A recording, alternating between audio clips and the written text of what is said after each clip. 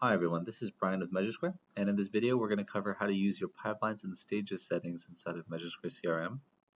With our pipelines and stages setting, you can set a pipeline, customize the different stages and their sequences, and also define multiple pipelines to track different categories of projects. For instance, if you want to separate different stages and pipelines for commercial and retail, or by different regions, or even by different salespeople.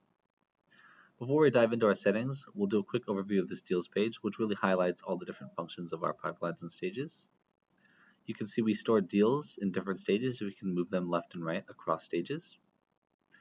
We'll let you detail the names of the stages, how many stages there are, and the titles of those different stages.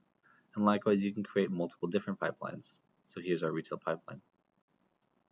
To get started, we'll go over to our settings page in the top right corner.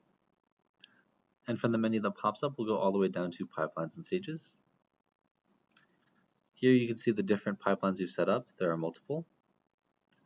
To define a new one, scroll all the way to the right and click on New Pipeline. To edit an existing one, navigate to the existing one, click on the three dots, and click on Edit. Once you click the Edit button, you can change the text for the title or any individual stages. You could change the percent completion rate of each individual stage by typing it in or using the arrows, or you can altogether delete stages by clicking on the trash can button, adding a new stage down below by pressing the blue button.